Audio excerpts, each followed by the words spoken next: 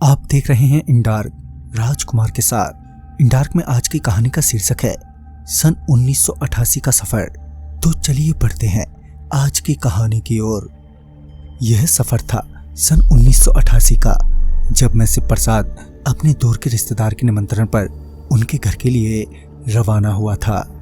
वैसे तो मेरे मन में सफर को लेकर बहुत सी उलझनें थीं, क्योंकि इससे पहले मैं कभी भी अपने गांव से बाहर नहीं निकला था, जिस वजह से मैं रास्ते से बिल्कुल अनजान था।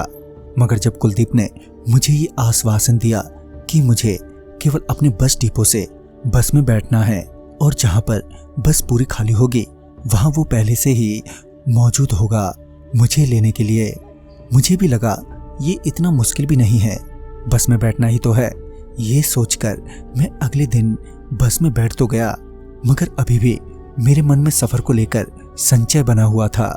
मगर जब मैंने बस के कंडक्टर से बात की तो उसने मुझसे कहा, आप चिंता मत करो, ये बस वहीं खाली होगी, आप बस आराम से बैठे रहो। कंडक्टर की बात सुनकर मुझे थोड़ा हौसला सा मिला और बस के चलते ही सफर भी शुरू हो गया। चूंकि मैं पहली बार ही अपने गांव से बाहर निकला था तो मुझे हर चीज नई नई लग रही थी। उस सफर के दौरान मुझे पता चला कि मेरे गांव के बाहर भी लोग रहते हैं और ऐसी सुंदर सुंदर जगह हैं। मैं उस वक्त किसी छोटे बच्चे की तरह बाहर के नज़ारे को देखकर खुश हो रहा था। मगर जब एक संकरी से मोड़ पर बस रुकी तो लगा कि किसी सवारी के लिए रुकी होगी, मगर ऐसा बिल्कुल भी नहीं था, क्योंकि बस ड्राइवर की अचानक ही तबीयत बिगड़ गई थी, जिस वजह से वो अब बस ड्राइव नहीं कर सकता था।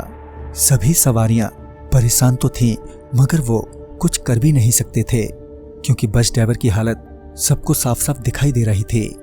बस के कंडक्टर ने कुछ सोचने के बाद बस की सवारियों से कहा, देखिए बस आगे नहीं जा पाएगी, पर आगे ही एक बस स्टैंड है, वहां से आपको दूसरी बस मिल जाएगी।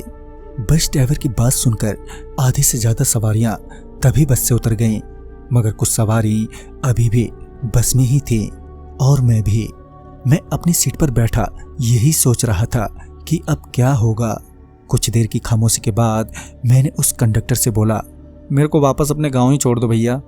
इस पर बस कंडक्टर ने कहा, अरे कैसे छोड़ दूं भैया, आपको दिखाई नहीं दे रहा है इनकी तबीयत ठीक नहीं है और मैं अभी बस चलाना सीख ही रहा हूं। ये बोलकर उस बस कंडक्टर ने मेरा मुंह बंद कर दिया, लेकिन उसने किसी तरह से बस को उस मोड़ से निकालकर एक चौड़े रोड के किनारे लगा दिया ताकि रोड जाम ना हो जाए।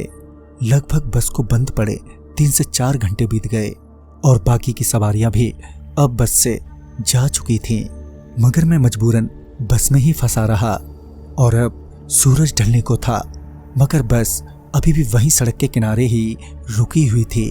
बस में बैठे बैठे मेरी आंख लग गई और जब मेरी आंख खुली तो बस चल रही थी, मगर अब तक काफी रात हो चुकी थी। चारों तरफ अंधेरा ही अंधेरा था। बस में एकमात्र बल्ब ही जल रहा था, वो भी काफी डिम।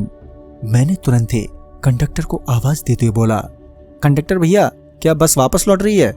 मगर मेरे सवाल पर उस कंडक्टर ने कोई जवाब नहीं दिया। मैंने फिर एक बार पूछा, भैया जी आपसे ही पूछ रहा हूं। मगर जब मेरी बात का कंडक्टर ने कोई जवाब नहीं दिया तो मैं थोड़ा बेचैन हो उठा और मैं अपनी सीट से उठकर उस कंडक्टर की सीट की ओर बढ़ा। मैं अभी कंडक्टर की तरफ बढ़ ही रहा था कि मेरे पांव के नीचे मुझे कुछ महसूस हुआ। जब मैंने अपने पांव की तरफ देखा तो पाया कि एक खून से लथपथ हाथ के ऊपर मेरा पांव पड़ गया है। तो दोस्तों, सन 1988 का शिव प्रसाद जी का पहला सफर कैसा रहने वाला था और उनके साथ क्या हुआ और ये खून से लथपथ हाथ किसका था, ये जानने के लिए देखना ना भूलें इस कहानी की अगली कड़ी कल रात 8:15 बजे। तो मैं आपका दोस्त राजकुमार जल्द ही मिलूंगा। तब तक के लिए बाय एंड टेक केयर।